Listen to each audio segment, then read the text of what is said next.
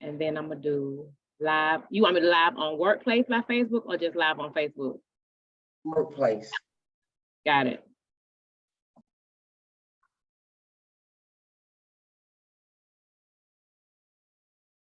It says I'm gonna just do regular because it's asking me a whole lot of questions and I'm just going to get started. Okay.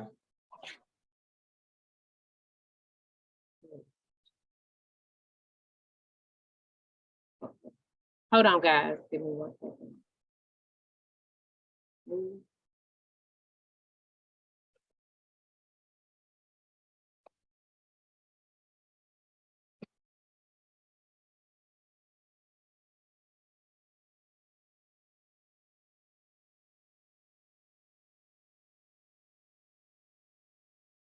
Share the group.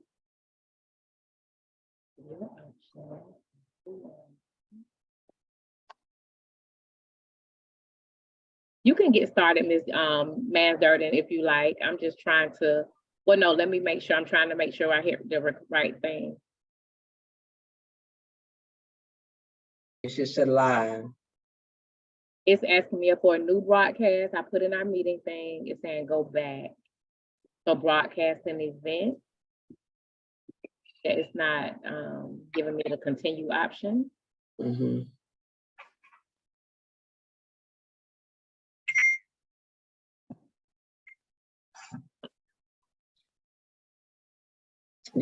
Create the broadcast and then share in group.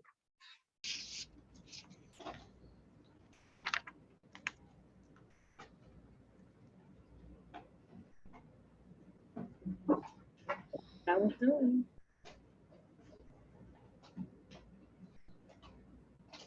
Oh, wait a minute. Atlanta Public Schools. Okay, here we go.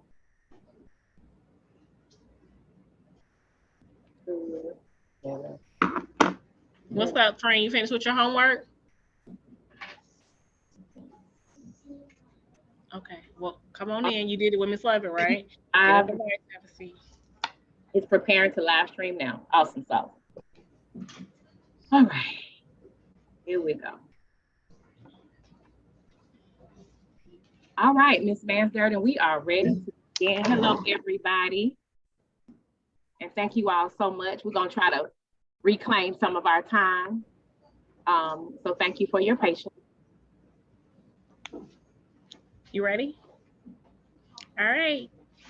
Good evening, everyone, and welcome to the Dobb Elementary School's Go Team meeting, where we will follow the agenda as it has been emailed to you and publicly noticed. I would like to remind everyone that this is a meeting of the Go Team. Only members of the Go Team may participate in the discussion. Any members of the public present are here to quietly observe. For members of the Go Team, please identify yourself when you speak. I am pleased to call this meeting of the Dobbs Elementary School's Go Team to order at 4:15 p.m. Our first order of business is to call roll. The secretary will now take roll. Please respond present when your name is called. Tiffany Reagan. Present. Crystal Mansdurden. Present. Bailey Dawson. Present. Michella Carter. Duwan Davis.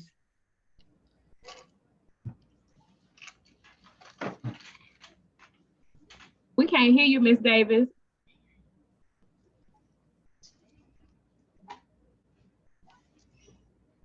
But she's clearly present.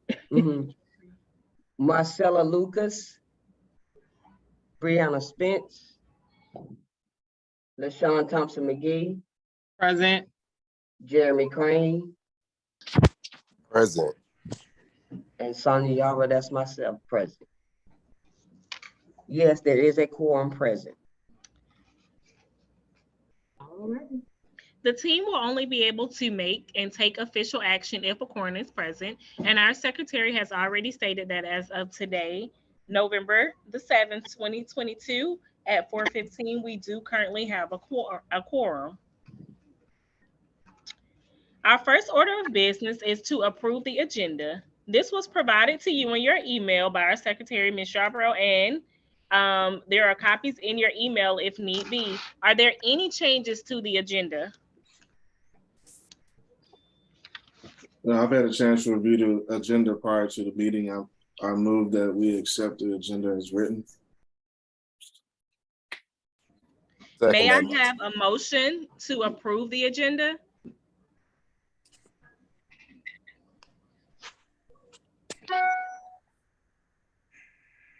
I second that motion. Yeah, yes.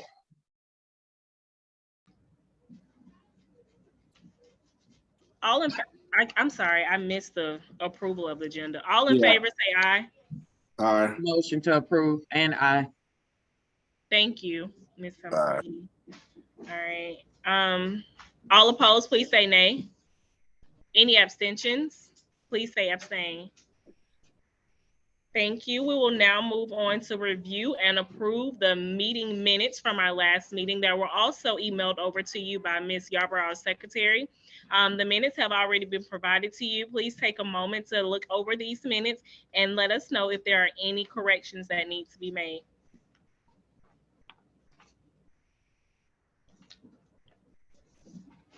If there are no further corrections and everyone has had an opportunity to look at the minutes, may I have a motion to approve the previous meeting's minutes?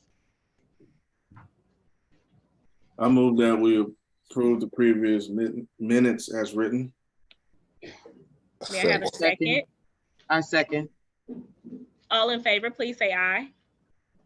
Aye. Aye. Aye. All opposed, please say nay. Any abstentions? Please say abstain.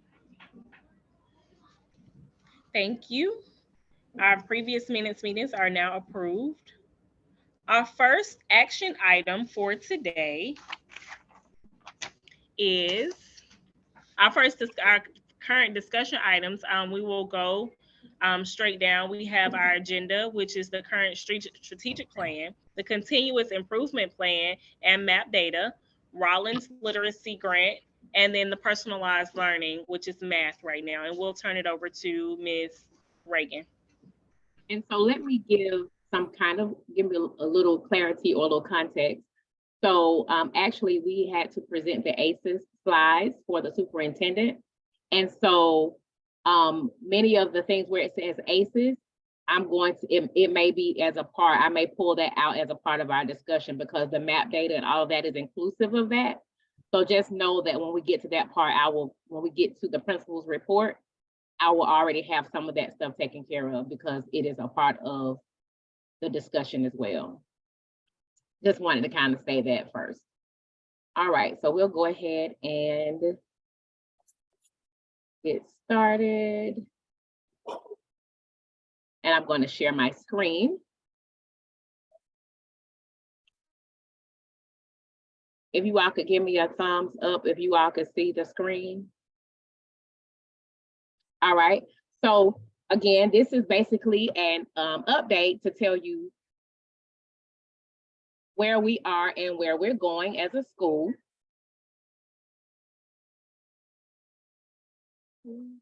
Okay, and where we are. So basically before we talked about the strategic plan at the first Go Team meeting, we kind of went over the review and we kind of asked about what some updates were. So our strategic plan is a guide for the work that we're doing in the school. By monitoring the plan and ranking the priorities, we can call all work towards the common goals. Using the priorities in the strategic plan, the school leadership team could develop a continuous improvement plan, which we affectionately call the SIP, which is what we have for our current school year. So the timeline for our Go Teams is here. The fall, we talked about the strategic plan.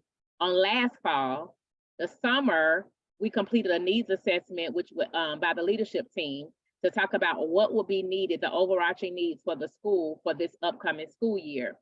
In August, the school leadership team completed the continuous improvement plan as stated. And where we are now is the timeline between September and December, where we're utilizing current data. The Go Team will review it and possibly update the strategic plan, the priorities and the plan if needed. And then before winter break, as number 5 states, will take action and vote on the priorities and prepare for a budget discussion. Do I have any questions about the timeline? All right, so our discussion items are as follows, as stated in the agenda.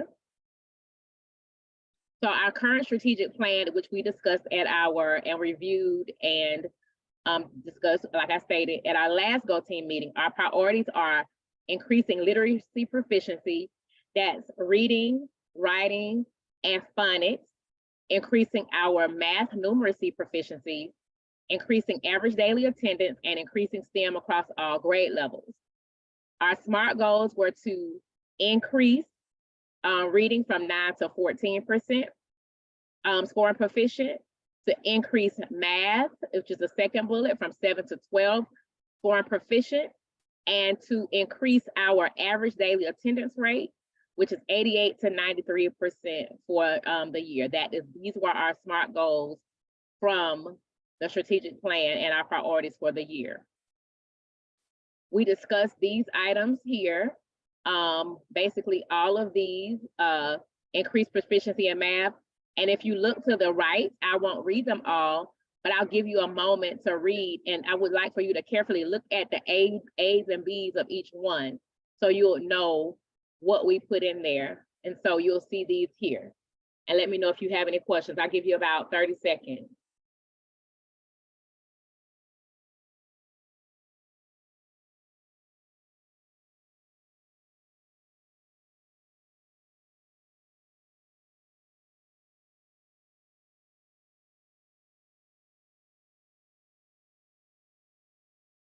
All right, so are there any questions about the strategies or the priorities that are presented that we reviewed before? And you see the SMART goals at the top, which is the same thing I already read in the 3 boxes at the top, was the same from the previous slide. Any questions? Yes, no? No, no question. It makes sense. Okay. So please excuse the graphics on here. This was a district PowerPoint, and we had to infuse some information from a SharePoint site, and I was unable to remove it, so I tried to bold it out. So basically, this is a part of our continuous improvement plan. I won't read it, but basically what you see is where the school did a needs assessment of what was needed for the school year. We talked about some things that were going well, which is on our left side where our strengths are. And then we discuss things that are opportunities and challenges. Do you all see that? So based on that, you have our overarching needs here, which basically talks about how we came based on our strengths and opportunities, what we need. And basically our overarching needs were literacy. The students show a high growth in math literacy, but need more proficient scores on the GMAT. That's the same thing for math. And then for whole child and student support, student absenteeism is increasing despite school incentive efforts.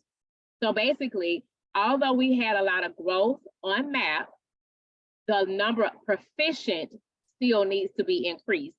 So we had the 4 categories. Remember, you have your red beginning, you have your yellow developing, and your green, which is proficient. Several students score in the red and yellow. Even though they grew and did better, we need more students in the green.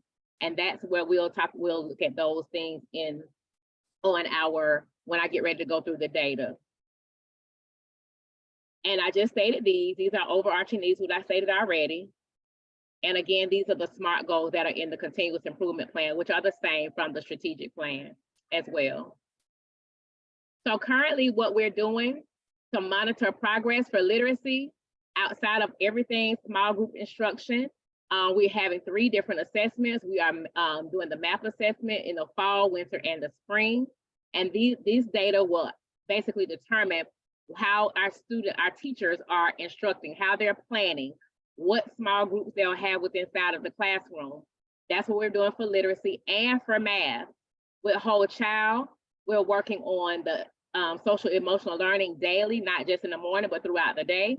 Have 2 BAS assessments. And for you all that don't know, the BAS assessment basically determines behavioral trends and mental health trends in some of our scholars so that we can provide them supports that they need as well. With attendance, we have a weekly care team and student attendance committee that meets every Thursday. And we have a team that goes out and contacts parents to make sure that we are tracking attendance and making sure that they are coming to school to learn so that we can get our proficiency up. And we also have a counselor and social worker support. We have a new platform called Hazel that just actually opened up last week. And it is a virtual free clinic that provides health and mental health services. We sent some communication home already, but we'll continue to send some as well so that parents will still understand what they have. Students always have access to the counselor and the social worker, and that's for both the parents and the scholars.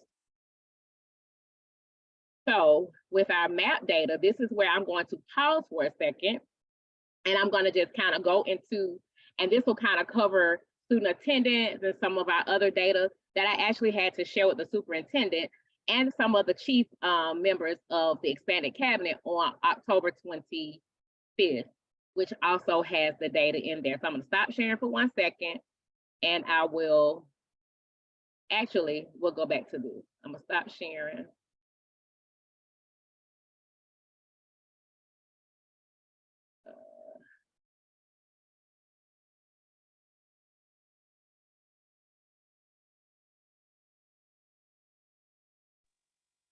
I'm going to give you all a quick version of the ACEs, not the entire part, but well, just, you know, if you have questions, just stop me. Let me share my screen again.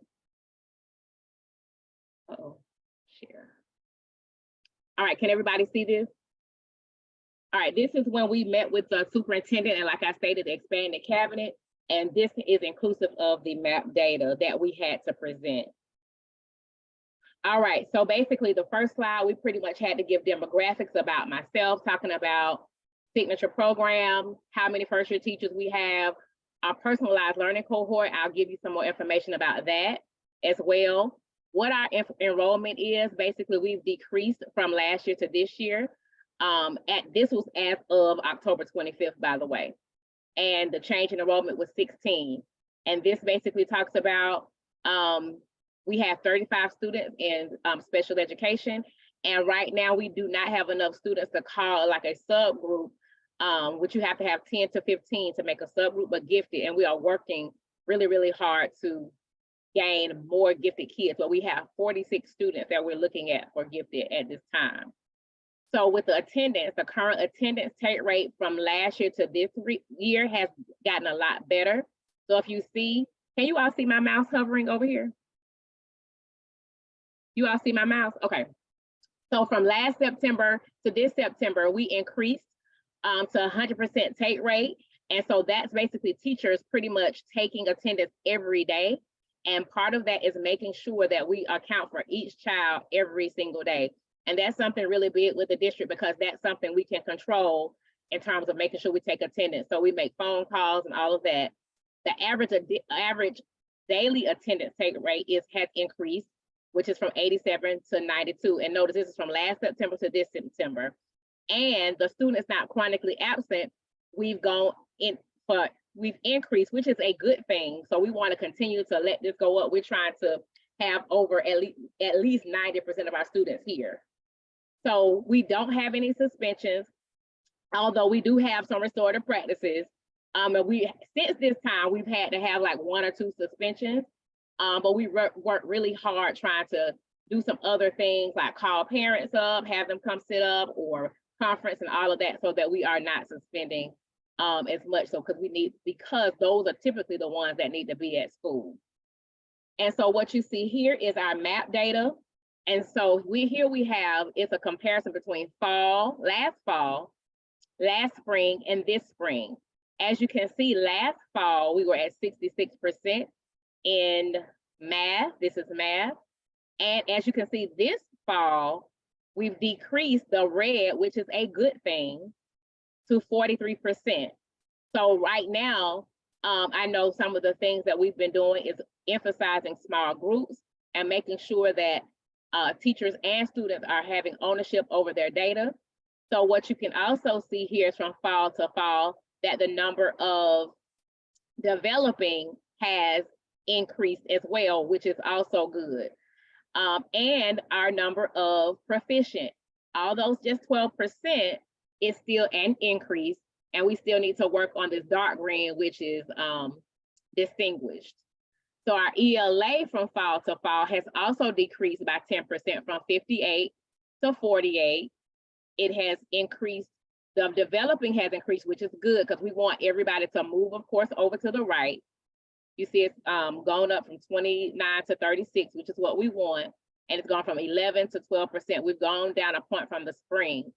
But overall, we've made some, from last fall to this fall, we've made some gains by making sure we have fewer students in the red.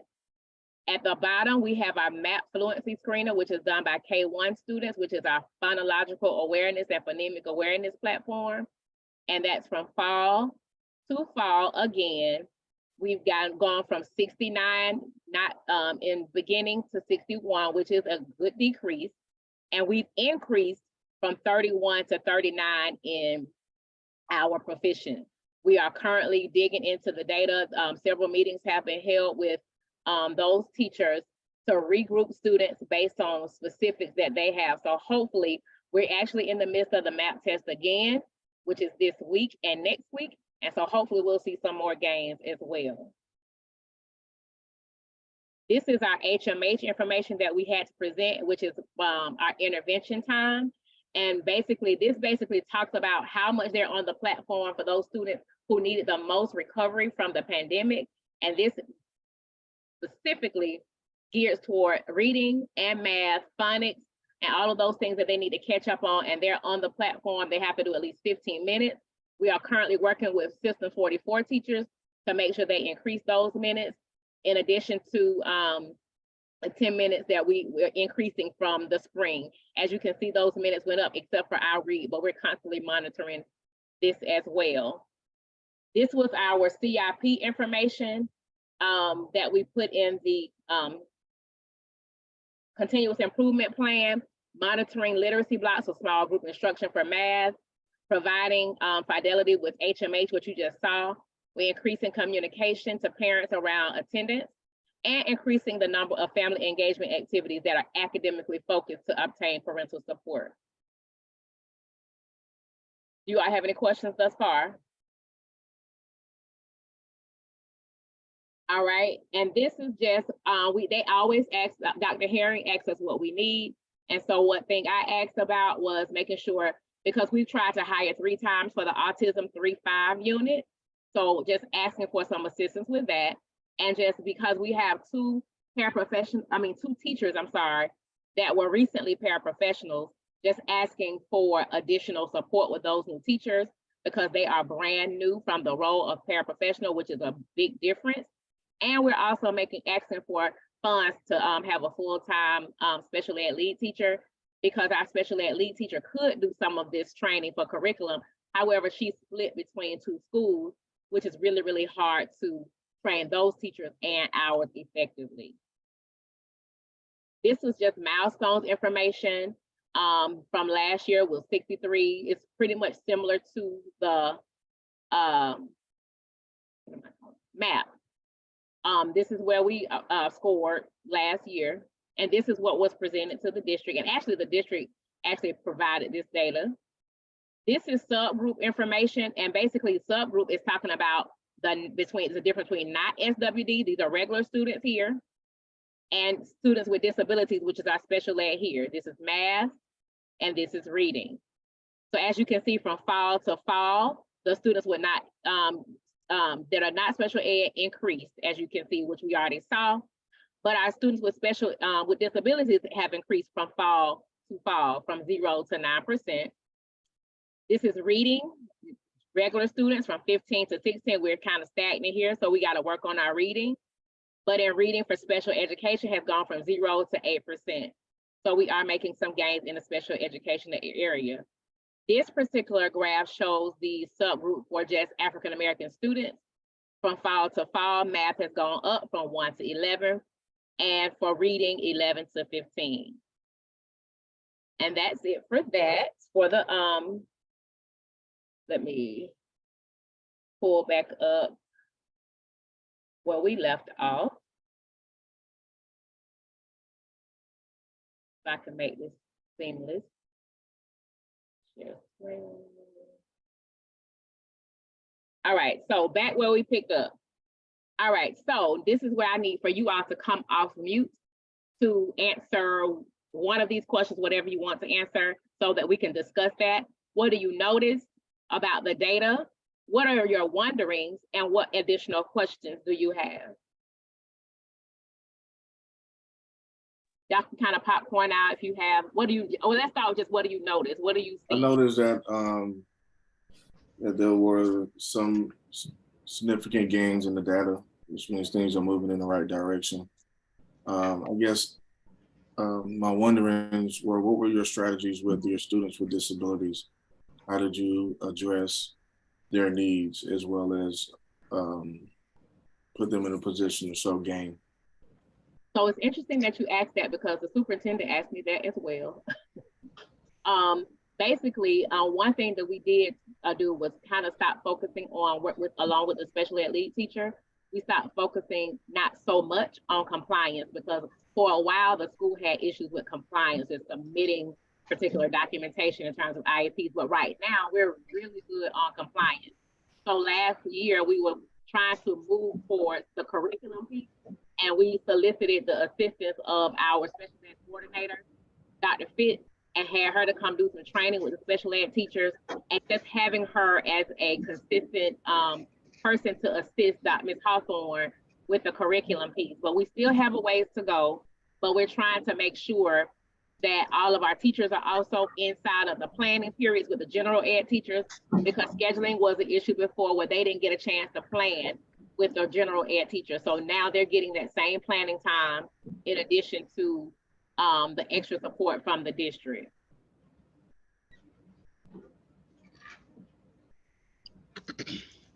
Any more notes? I noticed that with the data, with our MAP data scores and our Georgia milestone scores, that our scores are roughly kind of the same in regards to the students being in beginning, middle, and proficient. We seem to be in that 7 to 8% with them being distinguished or either on grade level. So my wondering is, if we were able to make gains with special education, with them being able to be pulled in small group, if we focus more on small group in the general education classroom, if that would increase our scores for reading and math. Right, and I actually agree, which is why our focus in faculty meetings and all of that has been, that's one of our new non-negotiables, that you have to do small group. And right now, Dr. McIntyre and Ms. Lovett have been meeting with the teachers to go deeper into the data. And a lot of people have been looking at surface data. So we've gone into the domains and gone inside. And I think we discussed this at the last meeting, our last faculty meeting, and also the NWEA MAP platform, when the learning continues to regroup students specifically towards their skill. And so if anybody has questions, we're able to go back in to show them exactly where their deficits are, versus just looking at it into what they think there need to be. We're trying to be really specific and make sure that the teachers are in small groups. So we've been doing observations and providing feedback if we see something different. And so that's one of the things that's going to have to change. We're working on is a small group implementation. So I agree. Hey, can you guys hear me? This is Dewan. Yes. Question to piggyback on what Ms. Mann said, Ms. Van Dirden, I apologize. I actually was thinking the same thing, but does the school have the manpower to pull out and do those small groups, or do we need to find resources for the teaching staff to make sure that y'all are able to make that time to do that? Or like, does Rollins, do they provide volunteers to come and help with some of those methods that may increase scores, so that one less thing that you guys have to focus on and maybe somebody else can take it on? So we don't have the manpower. However, and I'm going to give you all some information about Rollins shortly with that particular assistant. But what is happening is teachers are being equipped to know how to do whole group and then split the class and go to small group. which was part of the reason we had the academic tailgating. So they're looking at the kids' data and they're doing small groups in their classroom. So the whole class, they won't be getting whole group instruction. So they'll teach the lesson and then they'll go to their area where they need. So if it needs to be enrichment, they'll go to that group. If there need to be remediation, if they need to drill down exactly, they still phonics, if they're in the 4th or 5th grade, they would go to that group. So it's no longer that they're being they shouldn't be in a whole group setting the whole class period, because we've changed the reading and the math schedule so that they're in there for 90 minutes, which is a little bit longer. We've split up the writing block so they can have that extra time. So we tried to work it on the inside, and they've given so many, and we have the HMH, so that's a platform that we already have. They have that's a block time every morning between 8:15 and 8:45, and they do intervention on their level. So they change classes, and so they're going to those small groups in the morning. And then we also have the special teachers and other staff members doing intervention as well. But I'm going to give you some more information when we get to that Rollins bullet to give you some tidbits about that. Great questions. Do you all have any more? I don't really necessarily have any questions, but I just noticed the data as far as kindergarten is concerned.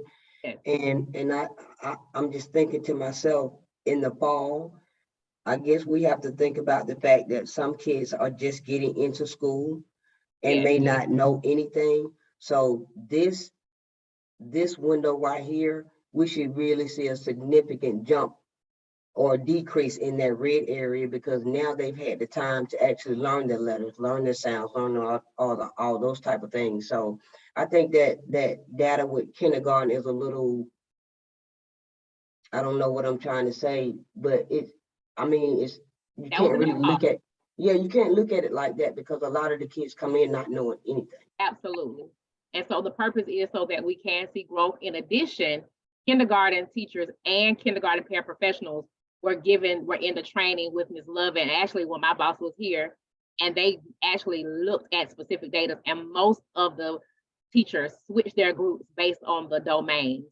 And I know you assist kindergarten as well, so we can share some of that with you as well, so you can kind of see, because no longer are we just looking at, it's good for a meeting like this to look at red, yellow, and green on a surface scale, but inside the classroom, the teacher needs to know specifically, is child A having issues with sounding out letters? Is child B having issues with main idea?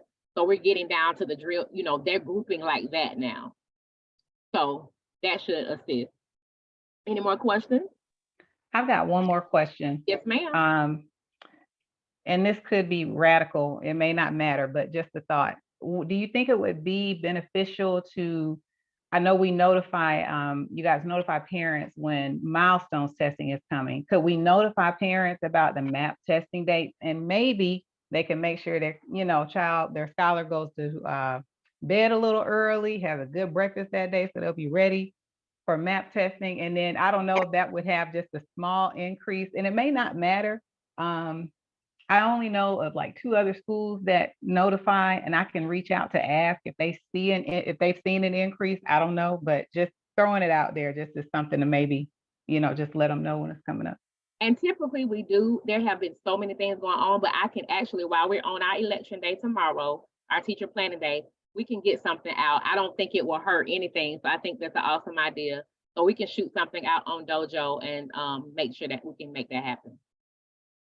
Anything will help, so thank you. Okay, if there are no more questions, I'm going to proceed.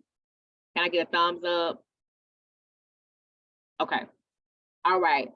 So this is basically a quote that the Go teams put in here for us. Strategic planning will help you fully uncover your available options, set priorities for them, and define methods to achieve them, which I think we've discussed very well. And where we're going. At our next meeting, we are to discuss how the data is aligning to our plan and determine if we need to make any adjustments. Before the end of the fall semester, we are to take an action vote on ranking our priorities for the next school year, not this school year. We'll rank them to see where we need to be. And then let me know, or the chair know, which is Ms. Manthurd, of any additional information you need for another discussion. So that's that piece. I'm going to stop sharing. I need to make sure I'm getting back on the agenda. And did I finish all of my points, Ms. Yarbrough? I think you actually did your discussion items and information items, but I'm not sure. You can. So so let me just tell you what I'm going to do now. I told you, that's why I gave you the context. I'm going to mix them up because I had done the agenda before I needed to put the ACEs in there. So what I'm going to do, I'm going to now talk about PND, which is Rollins, personalized learning, and numbers 2, 4, the principal's report. That makes sense, family engagement. So 3 things. But I already talked about student attendance. So I'm doing C, Rollins, D, personalized learning, and family engagement. And then that'll wrap us up. So give me a second.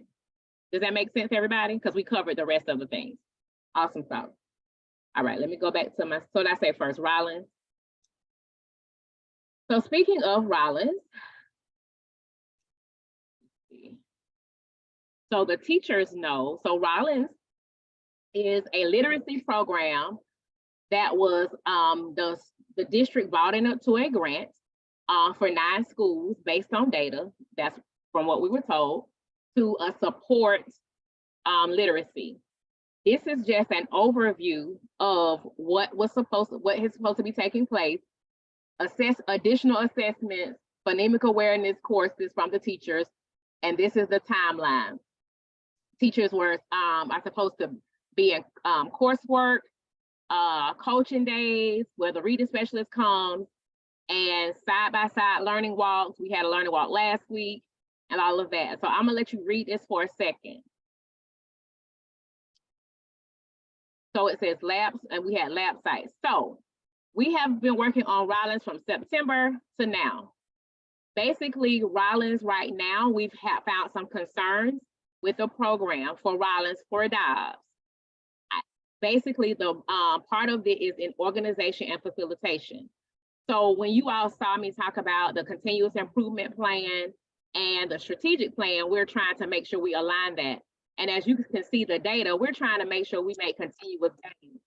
However, there have been some hiccups with Rollins in terms of facilitation, of making sure it's not interrupting our teachers' planning that's already in place, that we've planned already.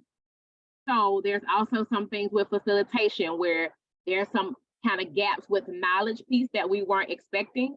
And so my concern that I've taken to the associate superintendent, which is my boss, is that it's interrupting teacher lesson planning, which informs instruction, which is very, very big for me, because as you all can see, and as Ms. Davis has asked, and as you all have asked, the data, we need to continue to be able to meet with teachers so they can plan and you able to actually lesson plan to inform their small groups.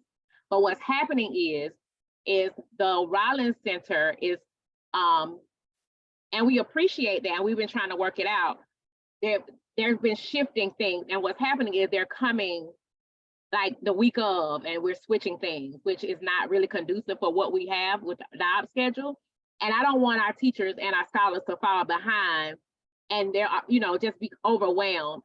And so right now, I actually have a meeting with the associate superintendent and the chief of schools on Wednesday to discuss Rollins for Dobbs, because I am really concerned that Rollins has really shifted our planning. And I'm as the leader of the school, I want to make sure that we're doing the best thing for our children. And right now with the unorganization of it, I'm asking to pull back. So I will have to give you updates on the next Go Team meeting, because that meeting is not scheduled until Wednesday. Do you all have any questions about that? Ms. Reagan, this is Dewan. I just wanted to clarify. So the issue with Rollins isn't necessarily the content, but it's the scheduling? Or is it a little bit of some of the content? It is a little bit of both? Okay. It's not, what the teachers need is what they already have. And our schedule is already tight for the teachers. And so we really need to get with them to continue to dig into the data, continue for them to work on their lesson plan so they can do the small groups. But what's happening, we're having to go by their timeline. And so some things that you see here are shifting. And so each week we get something new. that we didn't know before. And so it's very difficult to operate with a week of notice. And it's hard for teachers if they're planning the week before. It's difficult and frustrating for them to shift. And it's frustrating for us to shift. So it's making it very, very not conducive. And some of the information that's being shared is some of the knowledge that the teachers already have. We're just doing a better job of how we get the information to them and how we structure the information. But we don't want to overload them because we already have personalized learning, we have STEM, we have so many things that we're pulling the teachers for. And I want everything they do to be as seamless as possible. And this, for the 2 months that we've been working on it, it has been really a struggle, to say the least.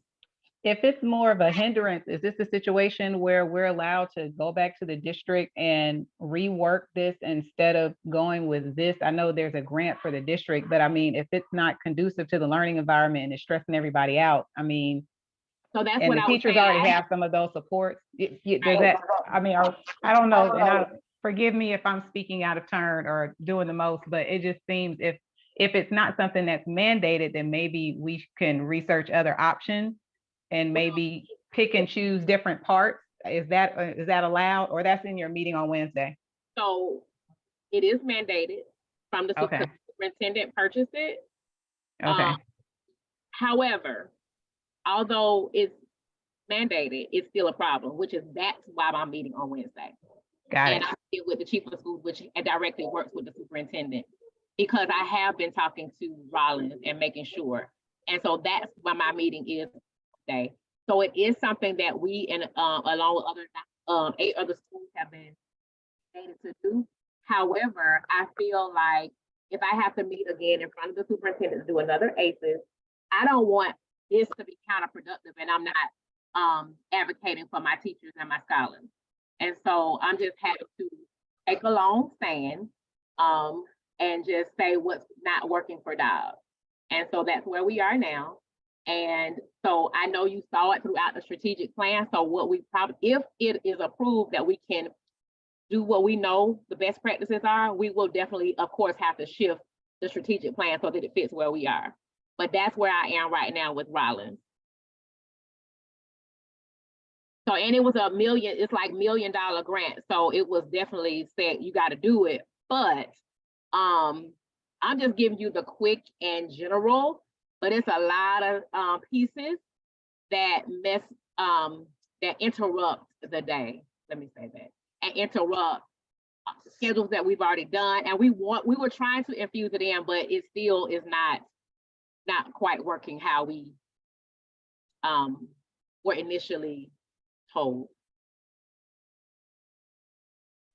It seems like maybe I don't know if, and again, forgive me if this goes into your Wednesday meeting, but it's almost as if the district is going to have to hold them accountable for some type of notification. I mean, it just seems unrealistic that you can call a school day of and say, hey, I'm coming today. I mean, you can't call your doctor and say you're coming today. So it seems like the district would maybe be able to, let them know like, hey, if you want to schedule, you need to schedule, 30 days out, or I don't know what's realistic for the school, but I don't know if that's acceptable or allowed. But so just to give you context, I have been talking to the district the last month. And so this is why I've taken a little step further with my associate superintendent, and he has been working with me already. And I won't say it's been per se the same day, but it's been like 1 or 2 days before, which is still not, because my teachers plan a month out. We've made plans in the summertime. So it's not maybe the same day, but it's just it's the same impact. So I've been definitely talking to everybody in the district. As recently as Friday, had a whole round meeting with 4 people from the district. We had a walk last week where the Rollins person came in and expressed some concerns there. So that's where we are with that. I have been talking to everybody probably possible. Trying to make it work first, because I don't want to say, hey, we're not doing it, but 2 months is enough to see where I mean, my time, I need to catch up with some time, and my teachers need to get back to what we need to do. So I will update you all on the next Go Team meeting Any more questions about that? What was my next item, Ms. Durden? It was, you just said it was doing personalized learning math. Got it. So that's where we are. So the initial, let's see. Okay, guys, my mouth getting dry. This is just an overview to tell you personalized learning. So because teachers were having so many things with reading, we decided personalized learning is a part of that APS 5. You all heard us talk about APS 5. There's data, curriculum instruction. That's the district's mandate. Personalized learning is one, signature program is one, all of that. So last year they started personalized learning. And so this year Dobbs is in the cohort for personalized learning. And we're only, the great thing about this is that they allowed us to tailor it to what we needed to. So right now, we're only tailoring it to those teachers that we're piloting, so to speak, with. And that's only 1 4th grade math and science class and 2 5th grade math and science classes. And if the strategies that we work out with that will go align with that, then we will expand it to other subjects and other grade levels. And so another wave of schools will be on next year. So it's a 3-wave thing, but everybody has to be on by next year. So we chose math because we already had Rollins overwhelming the teach, not overwhelming, let me not say the word overwhelming. We had Rollins already for reading. So we chose personalized learning for math so that it's a different group of people. And so as you can see here, this is the timeline for Ms. Reagan, personalized learning. Can you all hear me? Excuse me, Ms. Reagan, your screen, we can't, that's What am I showing? your calendar. Oh, It was sorry. just your calendar. My apologies. Did I hit the wrong thing? I can't see it. Okay, can you see it now? Okay, so that's what I was saying. 1st grade, we have 1 4th grade math and science classes doing personalized learning and 2 5th grade math and science classes. Like I stated, these are the pilot groups. So we have 1 subject doing one thing and 1 subject doing the other.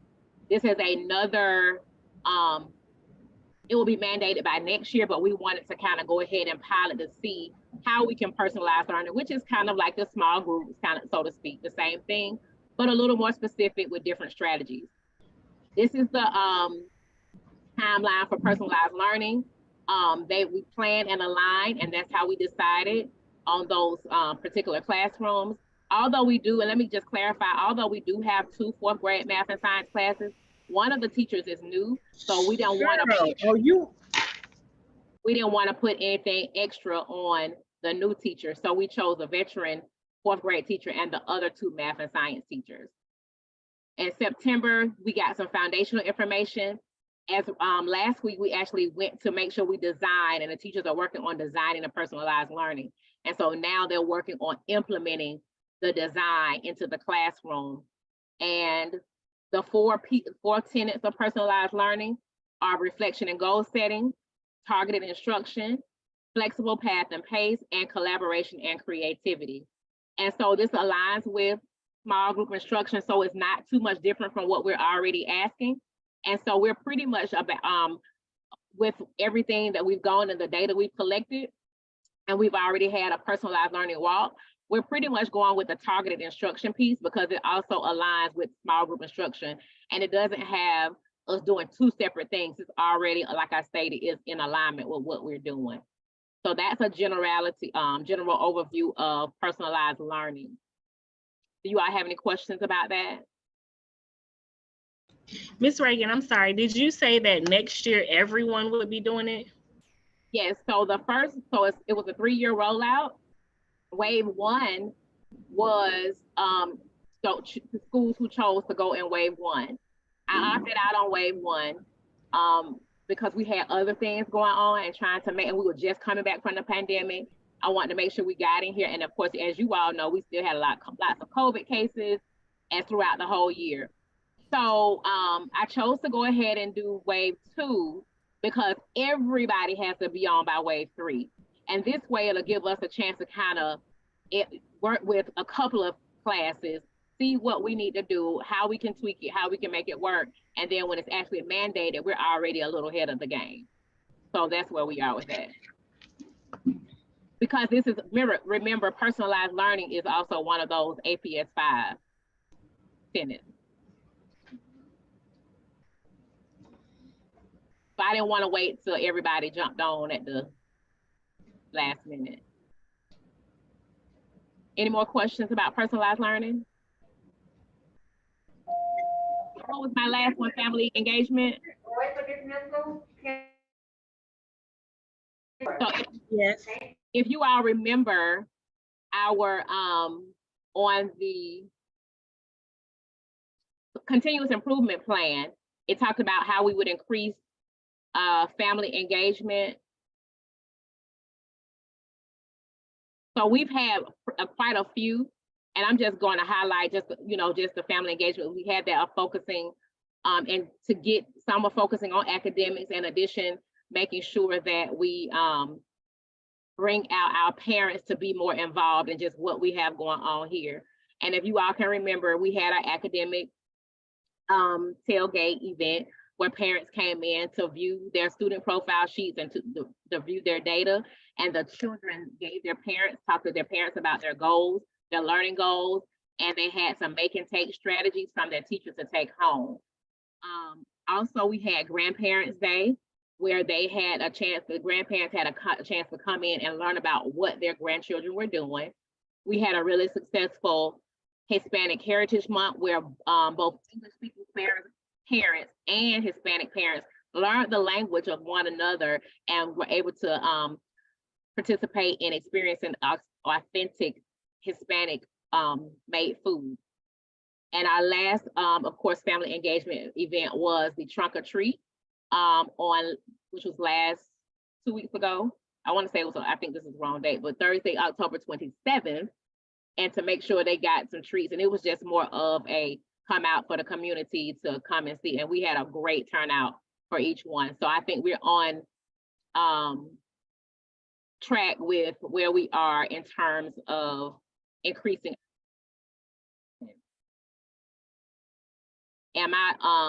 Did I take care of the agenda item? I believe you did. I think we have a hand raised unless Brianna has already spoken. Hey, Ms. Spence, go ahead. Hey, so I love that we have these events going on, but the Grandparents' Day, I didn't find out until the day of, and his Hispanic Heritage Month thing, I don't think I saw a flyer at all being parents.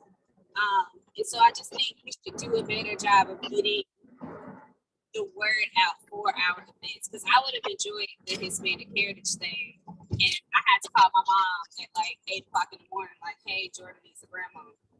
So if you remember, since you're in the building, I made a whole thing that we were doing another Grandparents' Day, and I made I gave an apology to the staff about the the communication piece, because there was a misstep on the staff's behalf.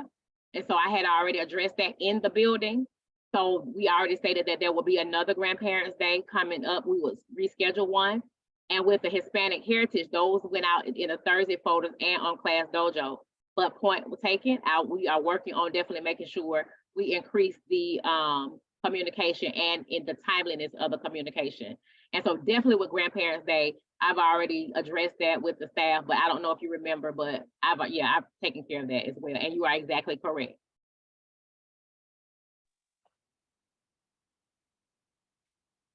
Hey, Ms. Reagan, this is Dewan again. Question about family engagement. Do we have any other things coming up, like for November, December? Like, will we do the lunch with students or any Christmas programs or anything like that that we can, to Ms. Spence's point, to share those dates with parents now? So we are working on, so the district was working with the Thanksgiving piece. Right now, we are working with the parent liaison, and there should be some communication out this week about the, there won't be necessarily, we have to do something different in terms of the luncheon, because there's a district issue concern, or not a concern, but the district just basically sent out the information about the eating with the students and the purchasing the ticket. But there was some, how do I put it? The nutrition department had some concerns as well, and the timeliness, we just got it like last week. There was not going to be enough time to purchase a ticket, get it out to the parents and all of that, and be ready for the time. So it was not fair, and they could not give us all of the information. And so what we're doing now is there should be a flyer going out this week. We were working with the parent liaison today. There will be a raffle for getting Thanksgiving items for a whole meal, and that will be coming out this week. We are setting a date for the Christmas program right now, and so that should be coming out as well. We're trying to make sure we have all of those things out soon. I'm working with the parent liaison on communications and making sure things go out in a timely fashion. And so this is good extra feedback on top of what I've already been stating. So thank you for the reiteration, but we will definitely get those out. But I'm gonna first get that map stuff out for you and make sure we get those things out much more in advance, and just work with my people that are over certain things to go ahead and be more timely with those things. And as always, can continue to give me feedback. So you can from this go team. When is our next go team meeting? Our next one is December 14th. So Yes. between now and December 14th, then you can provide more feedback. So the goal is to improve that piece. Hey, I'm sorry, real quick family engagement question, since we have Mr. Dawson on the phone. Sure. Are we allowed to have like a family night, like at the aquarium? Like, do you think the aquarium would allow us to get like a group rate so we could do something like that, to just from an engagement standpoint, just to hang out, get to know each other and just spend some time?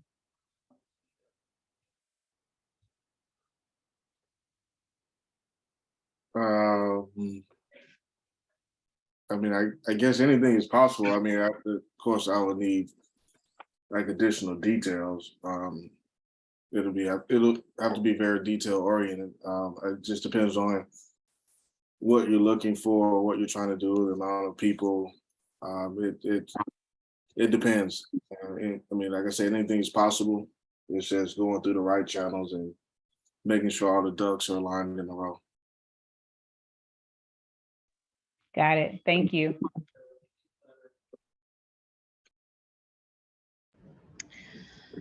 Well, I believe we have discussed all of our discussion items as well as our information items. Now moving on to announcements. Does anyone have any additional announcements or any announcements that they need to make? I believe that the statement was just made that our next meeting is December the 14th. Is that correct? Yeah. December the 14th at 4 p.m. Ms. Yarbrough will be placing that on everyone's calendar. I'm sorry? That is a Wednesday. And that is a Wednesday. December the 14th is a Wednesday. She will be placing that on everyone's calendar at 4 p.m. And you will have all of the details forthcoming. So we have now reached the end of our agenda. Is there any additional business at this time? May I have a motion to adjourn this meeting? Motion to adjourn. May I have a second? I second. All in favor, please raise your hand. All opposed, please raise your hand. Any abstentions? Please raise your hand. Okay. This meeting for the Go Team for November the 7th, 2022 has been adjourned officially at 5:11 p.m. You all have a wonderful Monday evening. Thank Thank you. Thank you. Ms. Yarbrough, I'll give you a call so we can make sure this is recorded properly. Okay. I'm gonna call you. Okay. All right.